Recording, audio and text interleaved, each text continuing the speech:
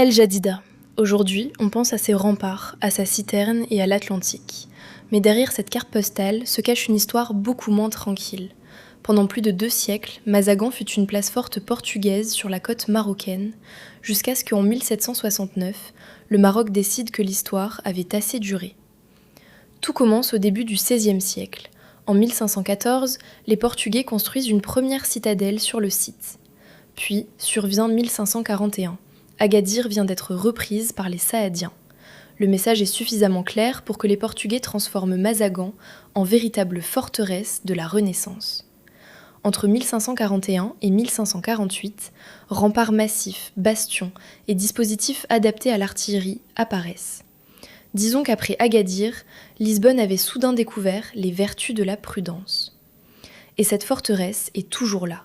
Le bastion de l'Ange, le bastion Saint-Sébastien, le bastion Saint-Antoine et le bastion du Saint-Esprit encadrent la cité.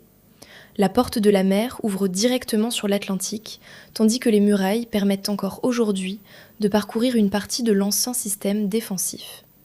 Au cœur de l'ensemble se trouve la célèbre citerne portugaise, une vaste salle voûtée, soutenue par des colonnes où la lumière se reflète sur l'eau. À quelques mètres, l'ancienne église de l'Assomption rappelle elle aussi la présence portugaise. Bref, quand on voulait construire pour durer, on ne faisait pas dans la cloison en plaque-au-plâtre. Pourtant, les murs les plus épais du monde ont un défaut, ils ne peuvent pas arrêter l'histoire. En 1769, le sultan Sidi Mohamed Ben Abdallah assiège Mazagan. Après plus de 2 siècles de présence, le Portugal décide d'évacuer la place.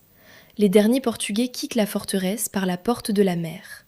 Mazagan, dernier grand bastion portugais au Maroc, revient sous autorité marocaine. Et l'événement est loin d'être anodin. Avec Mazagan se referme pratiquement le chapitre des grandes possessions territoriales portugaises sur la côte marocaine. Agadir avait été reprise en 1541. Safi et Azemmour avaient ensuite été évacués. En 1769, Mazagan tombe à son tour. 2 siècles de stratégie atlantique viennent de rencontrer leur conclusion. Mais avant de partir, les Portugais minent une partie de la forteresse. Lorsque les Marocains entrent, une violente explosion détruit notamment le bastion du gouverneur et cause de nombreuses victimes. La cité, lourdement endommagée, reste alors abandonnée pendant plusieurs décennies. On l'appelle El-Mahdouma, la démolie.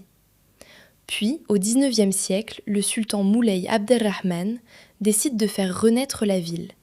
Les fortifications sont restaurées, une mosquée est construite et des habitants musulmans et juifs viennent s'y installer.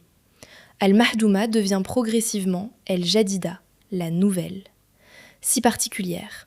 Dans la même enceinte se côtoient aujourd'hui les bastions portugais, la citerne, l'église de l'Assomption, la porte de la mer, mais aussi une mosquée, d'anciennes synagogues, des demeures marocaines et les traces de la ville reconstruite au XIXe siècle.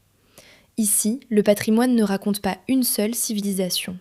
Il raconte ce qui arrive quand plusieurs siècles d'histoire se déposent les uns sur les autres. Et c'est peut-être là toute la force d'El Jadida. Le Maroc n'a pas eu besoin d'effacer les pierres portugaises pour reprendre possession de son histoire.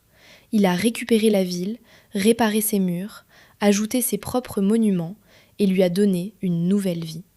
1514, la citadelle. 1541, la forteresse. 1769, le départ des Portugais. Puis Al-Mahdouma, la ville détruite, avant qu'El Jadida ne renaisse. Des remparts portugais devenus patrimoine marocain, une forteresse étrangère devenue une ville du Maroc.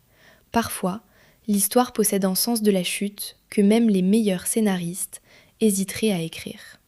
Si cette histoire vous a fait regarder El Jadida autrement, abonnez-vous à la chaîne et surtout partagez cette vidéo, parce que notre patrimoine mérite d'être connu, transmis et parfois raconté avec un léger sourire.